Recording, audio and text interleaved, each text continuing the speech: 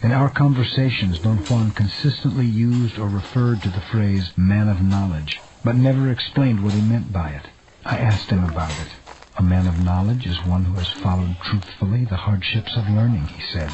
A man who has, without rushing or without faltering, gone as far as he can in unraveling the secrets of power and knowledge. Can anyone be a man of knowledge? No, not anyone. Then what must a man do to become a man of knowledge? He must challenge and defeat his four natural enemies. The enemies a man encounters on the path of learning to become a man of knowledge are truly formidable. Most men succumb to them. What kind of enemies are they, Don Juan? He refused to talk about the enemies. He said it would be a long time before the subject would make any sense to me. I tried to keep the topic alive and asked him if he thought I could become a man of knowledge. He said no man could possibly tell that for sure. Sunday, April 15th, 1962. As I was getting ready to leave, I decided to ask him once more about the enemies of a man of knowledge. I argued that I could not return for some time, and it would be a good idea to write down what he had to say and then think about it while I was away. He hesitated for a while, but then began to talk. When a man starts to learn, he's never clear about his objectives. His purpose is faulty. His intent is vague. He hopes for rewards that will never materialize, for he knows nothing of the hardships of learning. He slowly begins to learn, bit by bit at first, then in big chunks, and his thoughts soon clash. What he learns is never what he pictured or imagined, and so he begins to be afraid. Learning is never what one expects. Every step of learning is a new task, and the fear the man is experiencing begins to mount mercilessly, unyieldingly. His purpose becomes a battlefield, and thus he has stumbled upon the first of his natural enemies, fear, a terrible enemy, treacherous and difficult to overcome. It remains concealed at every turn of the way, prowling, waiting, and if the man, terrified in its presence, runs away, his enemy will have put an end to his quest. What will happen to the man if he runs away in fear? Nothing happens to him except that he will never learn. He will never become a man of knowledge. He will perhaps be a bully, or a harmless, scared man. At any rate, he will be a defeated man. His first enemy will have put an end to his cravings. And what can he do to overcome fear? The answer is very simple.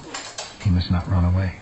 He must defy his fear, and in spite of it, he must take the next step in learning, and the next, and the next. He must be fully afraid, and yet he must not stop. That is the rule, and the moment will come when his first enemy retreats. But won't the man be afraid again if something new happens to him? No.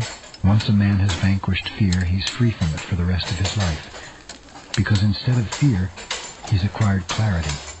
A clarity of mind which erases fear. By then, a man knows his desires. He knows how to satisfy those desires. He can anticipate the new steps of learning, and a sharp clarity surrounds everything. The man feels that nothing is concealed, and thus he has encountered his second enemy, clarity. That clarity of mind which is so hard to obtain dispels fear, but also blinds. It forces the man never to doubt himself. It is like something incomplete. If the man yields to this make-believe power, he succumbs to his second enemy, and will fumble with learning. He will be clear as long as he lives, but he will no longer learn or yearn for anything. But what does he have to do to avoid being defeated? He must do what he did with fear. He must defy his clarity and use it only to see. The moment will come when he will understand that his clarity was only a point before his eyes. He will know at this point that the power he's been pursuing for so long is finally his. He can do with it whatever he pleases. His ally is at his command. His wish is the rule. He sees all those around him, but he has also come across his third enemy, power. A man at this stage hardly notices his third enemy closing in on him, and suddenly, without knowing, he will certainly have lost the battle. His enemy will have turned him into a cruel, capricious man. Will he lose his power? No, he will never lose his clarity or his power. Well, what then will distinguish him from a man of knowledge? A man who is defeated by power dies without really knowing how to handle it. Power is only a burden upon his fate. Such a man has no command over himself and cannot tell when or how to use his power. Well, how can he defeat his third enemy, Don Juan? He has to defy it, deliberately. He has to come to realize the power he has seemingly conquered is in reality never his.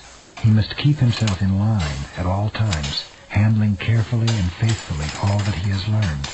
Thus he will have defeated his third enemy. The man will be by then at the end of his journey of learning, and almost without warning, he will come upon the last of his enemies, old age. This enemy is the cruelest of all, the one he won't be able to defeat completely, but only fight away. But if the man sloughs off his tiredness and lives his fate through, he can then be called a man of knowledge, if only for the brief moment when he succeeds in fighting off his last invincible enemy. That moment of clarity, power, and